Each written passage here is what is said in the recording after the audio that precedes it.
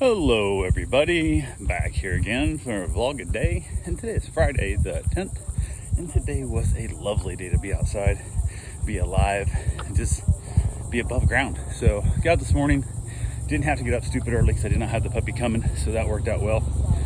Got up a decent time though, had some things to do, got things taken care of and whatnot, need to be done, and I don't understand why people feel the need to have their radio shit loud. He at least turned it down. I don't know if that's just a pause in the song or what, but I see motorcycles run around here all the time with the radio so damn loud.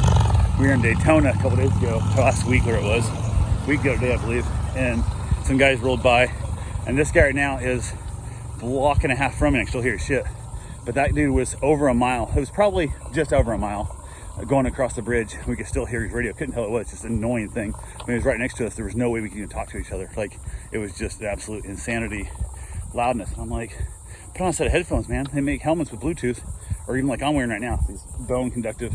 They're working on a motorcycle. I can go, I'd be on the highway 70 mile an hour and still hear my podcast or my radio or whatever all those do. The headphones, why does everybody else need to hear? I can still hear this guy's music that left that time, and he's clearing in on probably 0.35, maybe 0.4 miles away from me. I know it's the distance of the roads, how far I run these roads, so I know them all the time.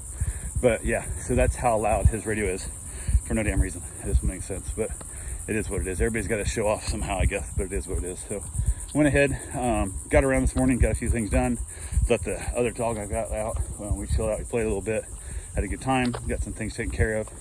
Ate a bowl of breakfast. I ate a bowl of cereal for breakfast, which I rarely eat breakfast, but thought, hey, I'm gonna do that. So I had a bowl of cereal, chilled out a little bit from there, just kind of decided it was time to head up to go take care of my father-in-law stuff as much as I could get done today. So I headed that way. I had an appointment with my real estate agent, who I think we're gonna list the house with, and then also there's a gentleman coming by to go look at the house, see if he wants to do an estate sale. So there's enough value in the house to justify an estate sale. And everybody we talked to are like booked out through like January, and this is not January. I was like, well, we did not have to let it set that long in the process because he'll run out of money by then for what it costs to keep the house alive with all stuff there. And I'm definitely not moving it to a storage unit because I don't want to do that work. That's why we're having a sale and get rid of all that shit. So we'll see. My real estate agent found a guy who says he can do it in like in 2 weeks. I'm like, yeah, if he's available that quick and he has no other obligations, how shitty is he in this world? So who knows? We'll see what happens in the whole thing and go from there. But yeah, not overly impressed in the whole process, but the guy got there. I basically got a couple things done. I headed up the house, started packing shit out, loading up things like the stereo, the preamps, the DVD player, the record player, turntable, records, all that stuff, all the cabinets, little tables, everything I know I need to take. I was not told what dishes. We only got 2 plates, 2 dishes left, 2 bowls left. I assume I'm taking both of them, or all 4 of them technically, but I haven't been told to take those yet. Been told to take nothing else, so I'm just taking what I've been told to take because that way I'm not moving shit back. I don't want to move shit back. That's definitely what I do not want to do. I want to move it twice. So from there, I got it all a little bit loaded up, and I was virtually done loading everything. All I had left to do was take the TV off the wall, pull the bracket off the wall so I could go mount it at the assisted living facility, and we'd be good to go. And sure enough, found the agent. So they're supposed to call. I told her to call a text ahead, make sure I'm here or whatever and stuff. Nope, just rolls up like nothing. And I'm like, we had an appointment for 1. She shows up a little bit after noon. She changed it. She wanted to change it to noon. So it should work, but I want to get it out of here. She got here. Eventually the estate guy showed up. We were looking at stuff, taking pictures of things, talking. And the guy that was there was like the estate guy was just a fucking idiot. Like, the guy was just a moron on so many different levels. And like, I asked him a couple things. He's like, I know the price of everything. I'm a certified appraiser, and I know everything. I know the price. That's why people hire me. So I know the price of everything. I get the most out of it. And I get the most of it. Blah, blah, blah. And I'm like, okay, you're selling yourself a little hard here, buddy, but whatever. And I asked him, how much do you think that table's worth? One of the few things in the house that I actually like the design. It's a cool, funky design. Probably from the 50s, I think, if it's what I think it is, Starburst setup. And he's like, oh, gives me like an 8-minute story about how he just appraised a pair of those for a lady in Ohio and blah, blah, blah, blah, blah, blah, blah, blah. Never give me a price. So I'm like, do you got a ballpark? Are you thinking it's a $5 or do you think it's $5 million? Can we narrow it down between there? Oh, what you saying? I'm like, never give me a price. So I asked him, well, how much do you think this is worth? Some Thomas Kincaid paintings. No clue. We have letter us this. Yes, I assume they do. Most of them do. They're on it. He goes, Chris says, I'll get it because it's right behind the stereo and the TV and $7,000 receivers and stuff, stereo equipment. And I'm like, I'll get it. He's like, send stuff. And finally, I'm like, I'll get it 3 times. I'm like, and he's like, reach for it. I'm like, what the hell? Do you not listen? Like, you can't listen. I'm saying, I will get that. Don't go back there. Don't go put the fucking stereo. And at this point, I'm like wanting to punch this guy. But if we have to have this stuff out of here so we can get the house sold, I don't have any choice. This is the only moron who's able to do this shit. And this is not my estate. This is for my wife. So I'm doing all this stuff for her and for her father. It's for her, not for him even. But I had to be nice. And I'm like, why are you touching my shit? Don't take that down. I say, I'll get that off the wall. Please let me get that off the wall. And then he goes to hang it back up. But he takes it off. He lifts it back. Yeah, the letter's right there. And blah, blah, blah. Told you it would be. All the Thomas Kincaids are. And let's say you found out later it was fake and it wasn't real. It was a reprint from Perry One. Who gives a shit? We would have now known. Couldn't tell me a price. I had no idea what it was worth. Tried to look up a bunch of stuff. Tried to look on eBay. That's his appraisal. No, look on eBay. And he's pulling his phone out. It's taking forever. Goes hang it back up. Hangs a crook. He's like, I don't even think he actually has it on the hook. Has it on the frame part, not the hook. So I can tell how low it is from where the old line was. And I'm like, so I basically walk over past him and slam my hand against the picture, against the wall, so it cannot fall. I said, move away right now. The guy stepped back, so I pulled the frame off, went back up, caught it on the hook, hung it there, stepped back, and I'm like, are you this much of a bumbling idiot? And I thought maybe he's like Columbo, where he just acts like an idiot all the time, but he's a genius in real life, and he's the most smart person ever. But no, not the case. Couldn't tell me how much paint's worth. Kept telling me the table was the wrong wood type of wood, and like all this stuff. And he never gave me a value of anything in that whole place. Never once gave me a value of any single item in the house. And I'm like, you have to kind of have an idea of what this stuff's gonna go for, because if you're telling me this stuff's worth $1, $5 stuff, nothing, whatever, it's crazy. So, oh, you don't bark at me. Don't bark at me. You're silly. So we're saying stuff, and the only thing he did say, we were talking about was like NASCAR. She has a bunch of die-cast NASCARs and stuff around the house. And the closest thing I came to a value, I said, are they worth putting in the sale? Are they worth having the sale? Da, da, da. He said, well, if they bring $10 a piece and there's 300 of them, that's $3,000. I said, okay, that's math. Will they sell for $10 a piece? Well, I don't know. It depends on what it is, what they are. So I said, well, you're looking at them right now. What do you think? Do you think they'll sell? How's it going?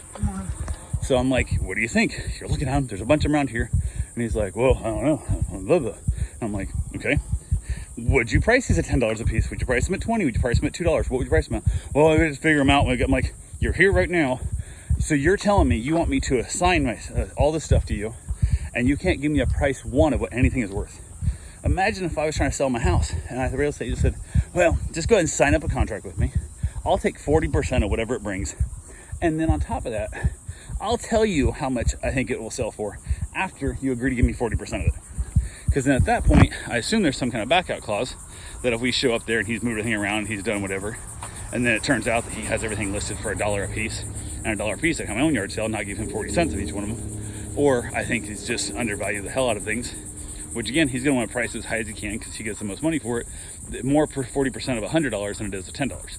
So I understand that process. But it also doesn't prove that it doesn't price something that's worth $5,000 for $100, buys a new seller, has his buddy come in and buy it. So not only does he get it for $100, he actually gets it for $60 because he gets to keep 40 to begin with, because we got to give him 40 of that $100.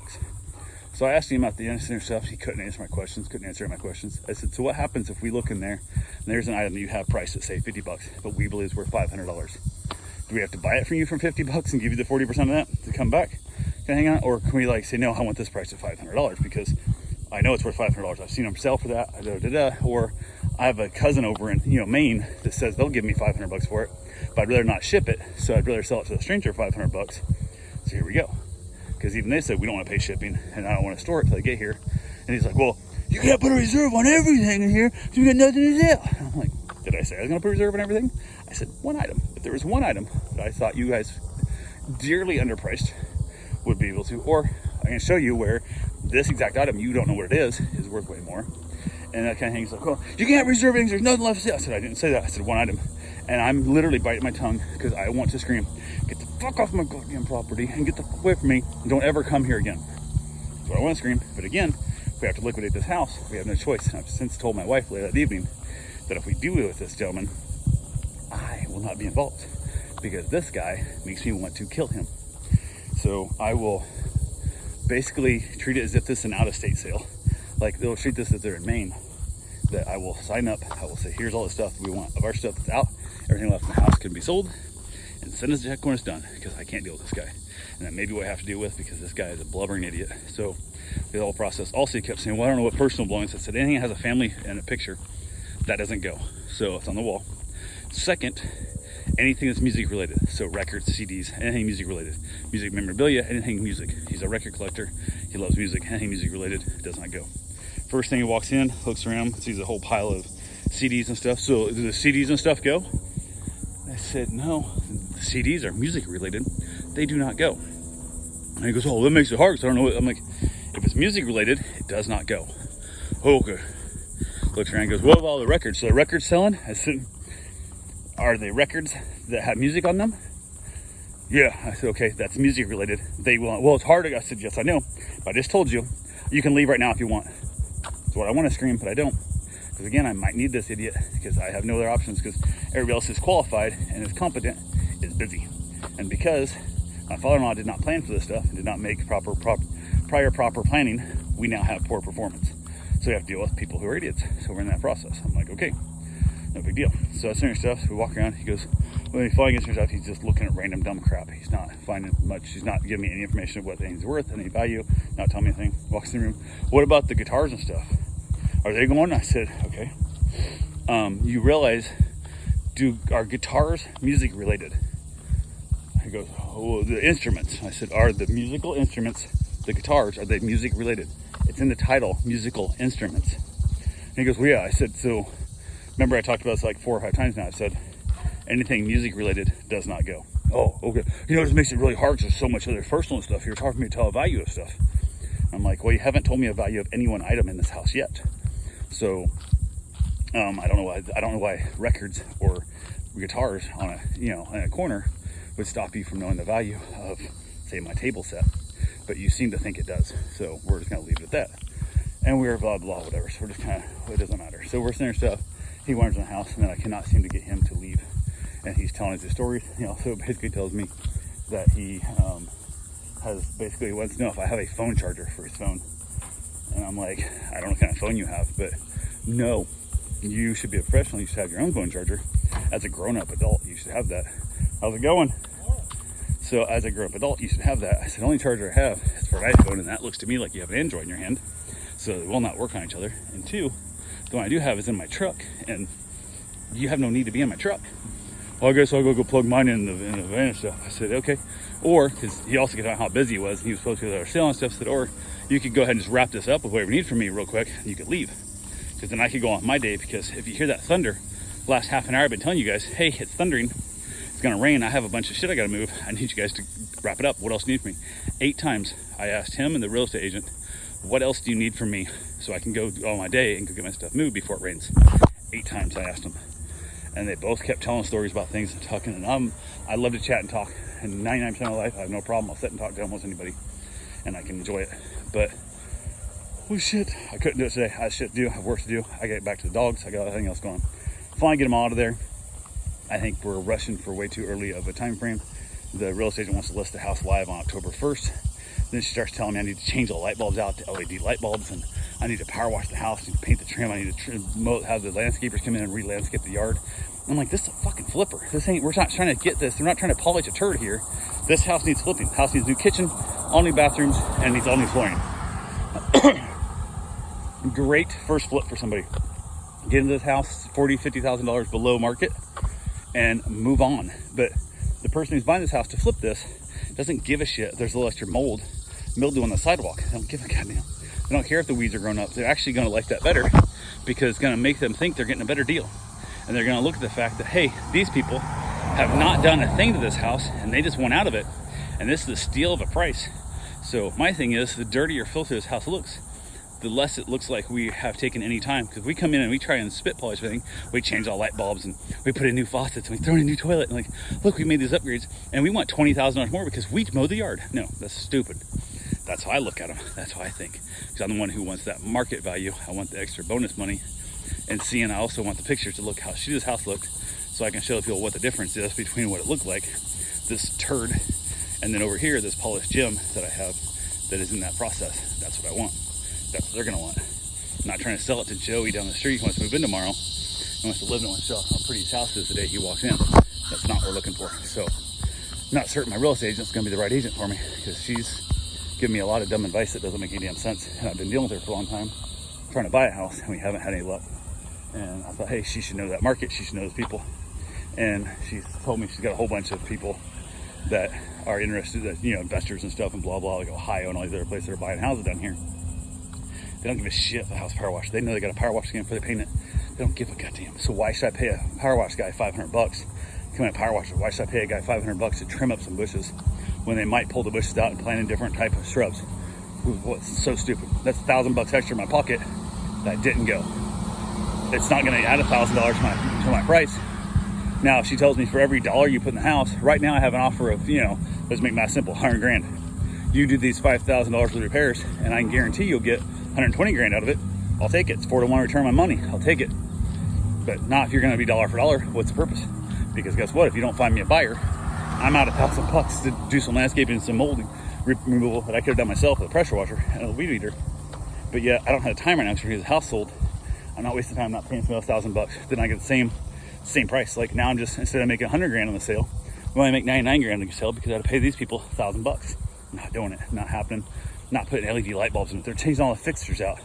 There's a bunch of the ones, those tiny little cute, like those little tiny light bulbs with like candles. They're all getting thrown away. Why do I put an LED light bulb in that? Stupid as hell. $40 for a bunch of light bulbs. They're going to throw away because they're going to change all the fixtures. Dumb as shit. So got done there. Went to Sam's Club. Finally got them out of there. So I got the TV down. Got the bracket out the wall. Went to Sam's Club. Bought a mattress. Threw a couple sheets in the cart. Threw the mattress on top. Went to the checkout. Basically paid for my stuff. Didn't, you know, how much anything cost. Didn't care. Walked out. Got struck and realized that at home, they looked at the receipt, they did not charge me for the sheets. So this is the system where they're being told they got to take everything out of the cart. I'm not allowed to put it on the cart in my conveyor myself. I'm told, you push the cart on this side, you stand over here, and then we hand you a receipt, and then the person at the door checks the receipt. So now we have at least 2, maybe 3 employees. We have the lady who took my cart, who didn't point out the sheets. We have the lady who checked me out, who didn't bring up the sheets. The lady who checked the receipt at the door, who also did not notice the fact the receipt said 1 mattress, not 3 things. The girl beside her that was looking into my cart also didn't notice. So now we got at least 4 people who noticed that the sheets were not paid for, or could have realized the sheets were not paid for.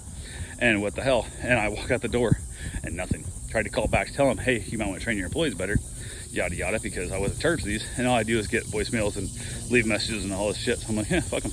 Not my problem. So now I have free sheets, but it is what it is. So went to the assisted living facility, started carrying like stuff in, and luckily it was not raining hard. It was raining just slow. I was able to just carry stuff up, and it's records and it's stereos and stuff. So I gotta try and rush through and not get things wet and pain in the ass, and then kind of get my bearings around where I'm at in that location, all that good fun stuff, but where things are. So I went ahead and basically got everything in, carried the mattress up by myself, just carried in, which got a lot of really weird looks. Got everything put together, put the bed frame together, put the walker together, did all that stuff that needs to happen. All got it all done, all yay, happy to go, all good. And then from there, headed back home, chill out the dogs, play with them for a while. Ended up finishing my cigar I started earlier today and wrapped it up. Karen got home from work. I talked to her for a few minutes, decided to go for my run. Got that in, got back, got showered. And as soon as I stepped out of the shower, I said, hey, actually before I got in the shower, I said, hey, would you call in Chinese and go pick it up? Normally she'll call it in, but I have to go pick it up. But I said, with everything else going on today, would you be willing to, with everything I've done, do me the favor of running up there and doing it yourself so I can eat when I get out of the shower? She said, absolutely not a problem. So we got some bourbon chicken. I said, I want bourbon chicken. And whatever else I'm gonna get, she got sesame again. She likes sesame chicken quite a bit. So she got sesame chicken.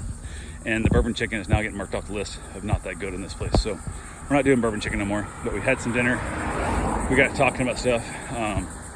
I got frustrated about her dad's estate and trying to sell things, and the people who were trying to get to help us. And one of the gentlemen, I'd never had his number. That's her dad's best friend. And I said, hey, are you ever going to call Paul? You're going to get this done. We got to try to move forward stuff. We got to get things done. And I stressed, and I had a little bit of a bitch moment. I acted like a child, and it wasn't horrible. There's a lot of people out there way worse, trust me. But I was very disappointed in myself in how I let this affect me, and I took it out. I didn't control myself. I have no control over how people treat me. I have the control of how I react to that treatment, and I reacted poorly to it, and I got bad. I wasn't yelling, so I was like, it was loud, but I wasn't like mad at her kind of thing. I was just frustrated, like, you have to do this, and if you don't do this, we're gonna have our hands tied, and we're gonna be screwed, and it's gonna be this much worse. It's gonna cost us much money, so on and so forth. So yeah. So basically, she went ahead, we got King's Come Down, I finished watching NCIS. From there, I headed outside, had a cigar, got to contemplating about half an hour later, whatever it was, 40 minutes later, and realized I owed her an entirely massive apology. So I went back in later and apologized to her as we headed to bed and informed her about how I was a weak moment of my life. And with everything else going on, my motorcycle wreck and my injuries, and my whole body hurts from being up and down the attic and stuff and whatnot. So we're dealing with that whole process. So yeah, but weirdo. People are dumb. Anyway, so I was finished up. My body hurts yesterday. I climbed down the attic.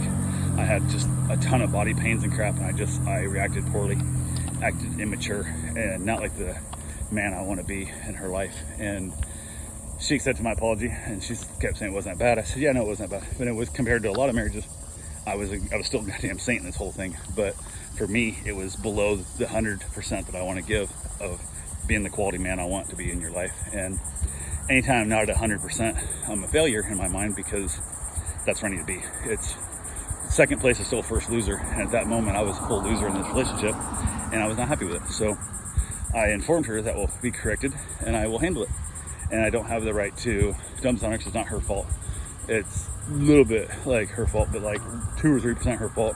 98% her dad's fault for not making these plans, not taking care of these things in the past. And only way it's our fault, mine and hers, is the fact that I was never given any control over forcing her dad to do anything, and she never forced her dad to do anything. And I should have influenced that more, of insisting, if you want our help for these things over here, you must also do these things for us over here. And I didn't. So that's 100% on me. And hopefully we'll be able to move forward, and we'll get his stuff sold. Because right now we're funding all this shit. We're out like probably $8 grand or so. My guess, roughly. That power price is $7-8 grand or how we're out. And if we didn't have the liquid cash right now, he'd be fucked, because he don't have any money that he can get to. So it is what it is. But anyway, that's all I got for right now. Oh, I finally did. We watched a little bit of Mad About You. Everything was chilled out. We finally was able to get sleep. It was, I don't know, 12:30, 1 o'clock in the morning, whatever. When we finally gave up and said the hell with it and headed to bed. So that's all I got for right now. I will talk to you guys tomorrow. Have yourself a safe and wonderful day. Thanks for watching.